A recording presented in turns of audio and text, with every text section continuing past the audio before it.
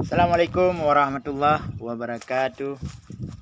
Salam persaudaraan dari Sabang sampai Merauke, dari Miangas hingga ke Pulau Rote. Salam dari Aceh buat kalian semua. Salam saudaraku di Sumatera, dari Sabang sampai ke Lampung, dari Aceh sampai ke Bangka Belitung. Jadi sore hari ini saya ingin menyampaikan kepada kalian semua, para penonton terkhusus di Aceh, jangan salah paham, dan jangan termakan hasutan, fitnah, dan iri dengki di tahun politik ini. Dulu saya ceritakan sedikit ya, tahun 2019 yang lalu, Pilpres tahun 19 yang lalu di Aceh, menang Bapak Prabowo dengan Sandi 86%. Ya, 86%. Saya yakin sekali Prabowo akan dilantik jadi presiden, dan beliau akan menunaikan janji-janjinya dengan rakyat Aceh sebagaimana yang telah beliau sampaikan. Kemudian setelah pemilu ternyata Prabowo tidak dilantik. Yang dilantik Pak Jokowi di periode yang kedua. Walaupun rakyat Aceh 86% menyumbang suara untuk Prabowo. Tapi tahun ini, di saat Prabowo sudah mendapat jalan ataupun sudah menemukan cara bagaimana untuk jadi presiden, tanda-tandanya sudah ada, teman-teman. Ini saya sampaikan secara logika dan fakta yang ada tentang kekuatan Prabowo. Menurut analisa bodoh saya, dengarkan baik-baik. Nanti jangan salah paham, bisa saling mencaci. Saya tidak sepakat itu, saling mencaci. Ya, kita tetap kompak.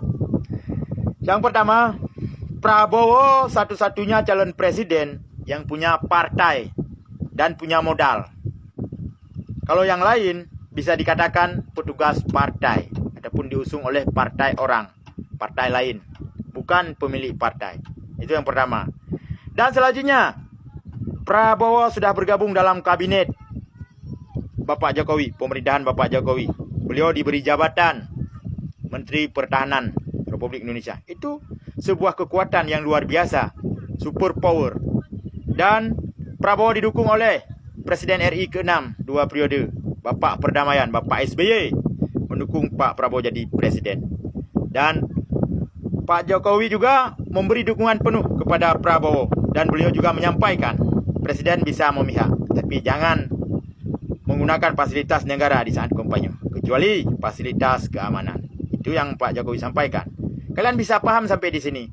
Selanjutnya, wakil yang mendampingi Prabowo tahun ini adalah anak kandung Presiden Jokowi, Gibran Rakabumi Raka.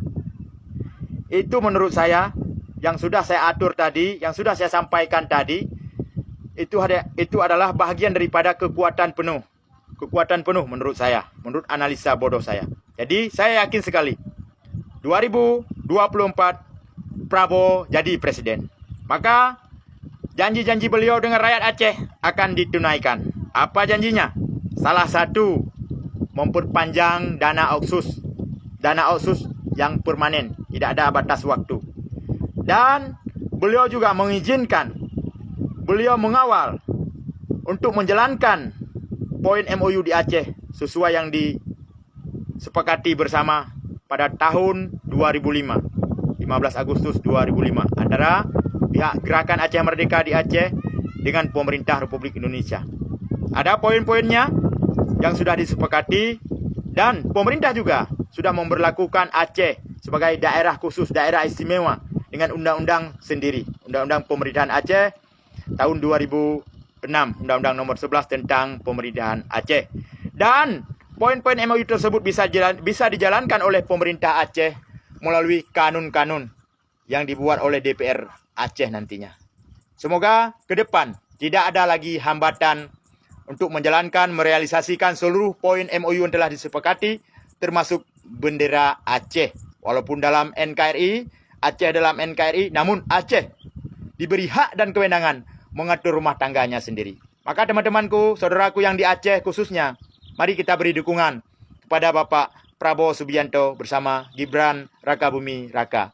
Nomor urut 2 ataupun nomor 02 pada tanggal 14 Februari beberapa hari ke depan nanti.